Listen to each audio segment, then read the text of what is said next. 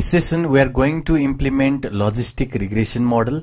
So first of all, you must remember why the logistic regression.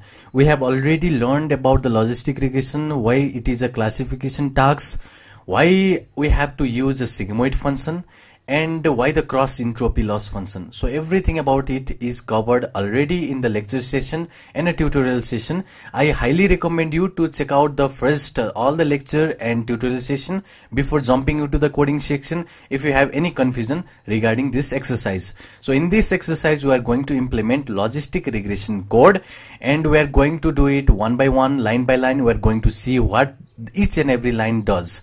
So firstly, you can grab this code from the resource section if you want, and you can see this we have the data over here. So we have so many data. So what we are going to do with this data is basically we are going to classify our data, and we are going to check whether or not particular person is going to leave our company or not. That is basically if he or she is going to leave our company. So basically we are going to predict this left. So left is basically going to be our Boolean value. That is what we are going to predict. If the value of left is 0, so that means the person in the company will be retained. If the value of the left will be 1, that means he or she will leave our company. They will just leave, and we will leave this company, and we are going to predict that with our, that is logistic regression. And you can see it is a clear-cut classification problem. We are going to check all of this value, and we are going to just put these input examples to one of the level. Either they will just leave or they will not leave. They will not leave, that is 0, and if they leave, they will be 1. So that is a left column over here. So you can see we have so many columns. We have this satisfaction level. We are going to just check this value whether or not in this domain the particular person is satisfied on our company or not. His last evaluation, his or her last evaluation, number of projects that they have done, average monthly hours that they have been just engaged in our company, time spent in the company is quite, that is redundant to this, and similarly the work accident. And left is what we are going to predict. And promotion, we are going to check whether their promotion has been had on 5 years or not, and which department they just use, or basically in which department they are basically currently working on. And salary, whether they have a high or low or medium salary. So these are all our input features. Also some of these features might not be used, and you must remember the concept of curse of dimensionality. If you just use each and every of this column, your model might not get or capture all this essence of the information. Some of them might be noise, and our model might catch that noise, and our accuracy will be minimum, and our accuracy and the model performance will be degraded. So for that reason you first check that which of this column will be important in order to predict this left column. So if you want to include this satisfaction level, you must have some reason to check whether this satisfaction level is basically influencing our left or not. If this evaluation is influencing our this left, that is portion or not, and similarly and so on. So for that reason we are going to visualize our data. So let's start our logistic regression model. First of all, just remember it is a classification project, because we are going to basically get this input example, and we are going to assign it either in the 0 or a 1. You can see this is a binary classification problem, and logistic will do just fine, and logistic regression is one of the best problem in the case of binary classification. Binary classification means whenever you have a classes number that is 2. Here you can see 0 is one class, 1 is one class. So that means we have 2 classes, and in that case this is a binary class problem. And in the case of binary class problem, logistic regression is the best model. So let's do this, and let's implement this logistic regression in our code. So firstly, you can also grab this data downloaded from Kaggle. You can just go to this Kaggle, that is download link, and this is the HR analytics, that is the data over here. You can download it. So firstly you can just go over here. Here is the download button, and if you want to download it from here, just go over here and download. But if you don't want to download, it will be available in the resource section. Just grab that from there. So next is to import some of the library that we will be using. So firstly is a pandas library. Import pandas HPD, and second is a matplotlib in order to do some visualization tasks, and obviously we need visualization to do for each of these column, because we want to refine this column. We don't want to take each and every column to predict this left. We want some of these column, only the important one, in order to predict this our output. So for that reason we need the visualization tool. And now matplotlib inline, this is an inline function. It is also called a inline magic function. This function, this thing over here, makes sure that we are going to basically see this graph inside the Jupyter notebook. So basically what this does is, this inline function, this is called as an inline magic function, and this inline magic function basically help us to plot this type of graph and see this graph inside this same Jupyter notebook. So for that reason we use this matplotlib inline. And similarly, now next, after importing all the module, we need to import our data. So that is done by panda library read CSV. Since this is a CSV file, you can see the format of the file. It is hr comma separated CSV file. So since this is a CSV file, we use read underscore CSV in order to load that file. And we have this head in order to check all of these column. You can see, so head is going to give us, that is default, by default 5 topmost, from topmost 5 rows. If you want to see 10 rows, then you just put 10 here, and you can see from 0 to 9 you just fetch 10 rows for each of these columns. So you can see satisfaction level, last evaluation, number of project for each of this person, and you can see left over here. So left is basically whether he left the company or not. So now let's start by data exploration and visualization. Let's start the second step. So first step was always importing the library. Second step was basically importing your file, and after importing that, next step was exploration and visualization of data. Let's start by exploration. So first of all we'll do the exploration, and then after we will do the visualization. These two tasks are different. Visualization is basically based on plotting the graphs. Like plotting the graphs means using that matplotlib library. So visualization task is building a graph or building a pie chart or building some scatter plot and visualization. And similarly, this data exploration is done mathematically, like calculating the mean, average value, like calculating the standard deviation value, calculating minimum, maximum, count value, and so on. So data exploration means this is done with mathematical attribute. Visualization is done by plotting the graphs. So let's start by doing the data exploration. So what we did by this line of a code over here is, we're going to check how many number of people has left the company. So if you see here, this df means our data. So data frame. So you can see this df here. df is a data that we have loaded. So inside the data frame we have this left, which is a column, and we are checking in that left column. See here, left. So if the left is equal to 1, that means that person, that particular person are going to leave the company. So we are going to check. So for each and every of the left, we are going to see the shape. So that means 3,571 people are going to leave our company. And similarly, left equals 0 means they are going to retain. They are going nowhere. They are basically staying on our company. So they are 11,428 are going to stay at our company. So there is some difference. You can clearly see. You can clearly see that least person, that is minimum number of person, are going to leave the company, and maximum are going to be retained at our company. So this is our basic exploration. Now we are going to check for each of these columns which columns are important in order to predict for our left. So for that reason we are going to calculate the mean value for each of these columns. So for that reason we are doing something like this. So we have this group by method inside pandas. So this is panda group by method, and we first of all get the data. We group by the left. So group by means basically group by left means, let's see here. So how this group by works. So if you go first of all for the left column, if you check in this left also over here, you can check for the left. So left is basically going to be either 0 or 1. So I'll just say 1 0 1 0 0 0 1. So something like this.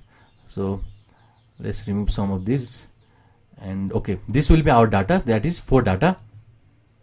So we have 1 0 1 1. So this first person is going to leave our company, second person is not going to leave, then third person is going to leave again, and fourth person is not going to leave our company. So now let's say we have column like a different column, like let's say we have here A column and B column. Now we are going to group by left means by this line here. By this line, what we are going to do is we are going to group the similar value to one side and this similar value to another side. Means this 1 1 value will be grouped as a 1 over here, one cluster, and 0 0 will be grouped as here. So by taking this 1 1 we are going to calculate the mean value, and by taking this 0 0 we are also going to calculate the mean value for the 0, and this 1 value, this one cluster of 1 mean value. So basically what I really mean by what is the satisfaction, let's take an example of our own data set over here. So what we are going to do is we are going to cluster, we are making the cluster of this left. So left is somewhere here. So data left,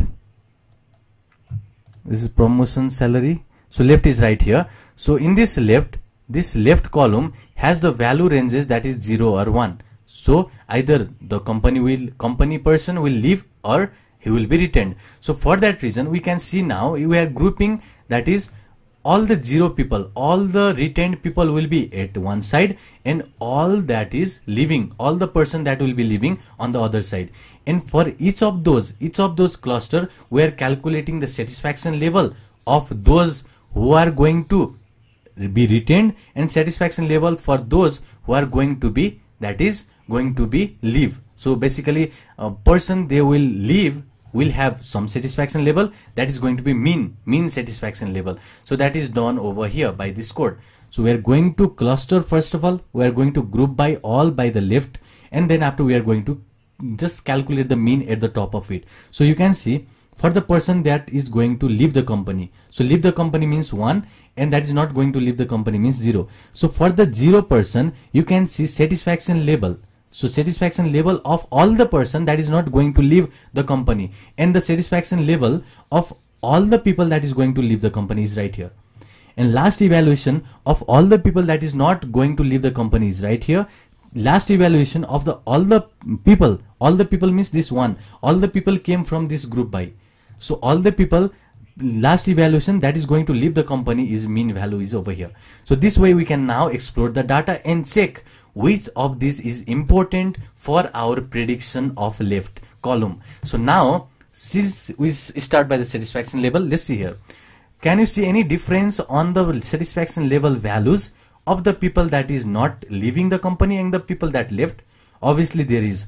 The person that is basically those people who is going to leave the company means left is 1. So leaving is 1 means they are leaving the company, has lower satisfaction level than the people that is basically retained.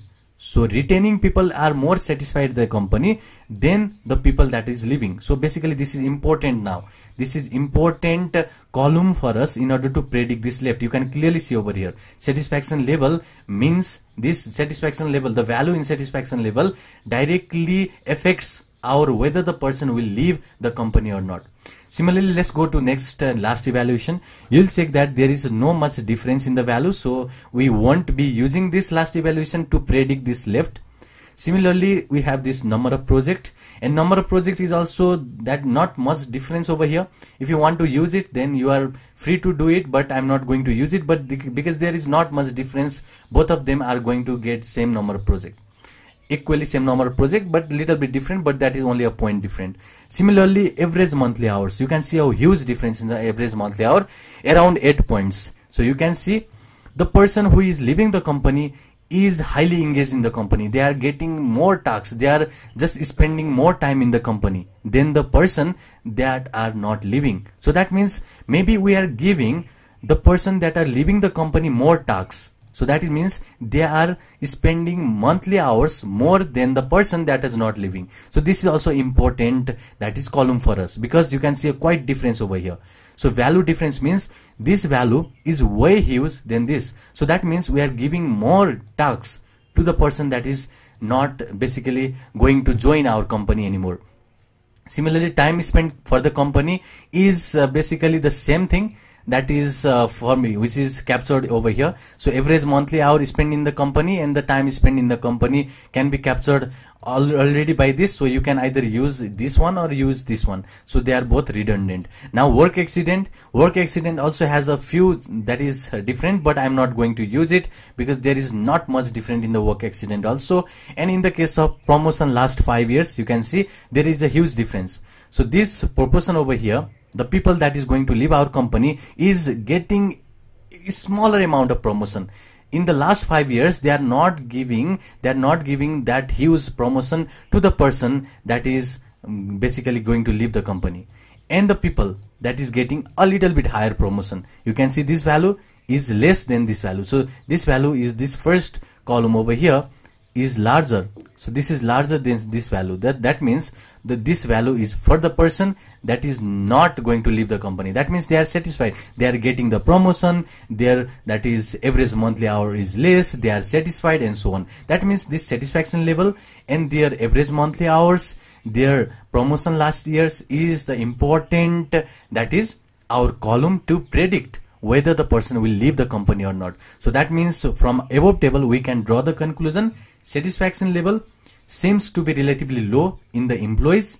You can clearly see the satisfaction level is relatively low in the employees leaving the firm. So leaving the firm is this one, versus the retained. So retained is having more satisfaction in the company. Similarly, average monthly hour, you can see average monthly hour is higher in the employee leaving the firm. Here this is average monthly hour, they are spending too much time in the company, they are getting hard work, and maybe they are not paying well also, that might be the reason. And next is the promotion last 5 years, so they are not getting promotion because they are working hard, but they are already not giving enough promotion for the people that is working hard, so that is not fair. So these three are essentially most important attribute for us, and other than that we like last evaluation and number of project are not much that important in order to predict whether a person, his or her, will just leave the company.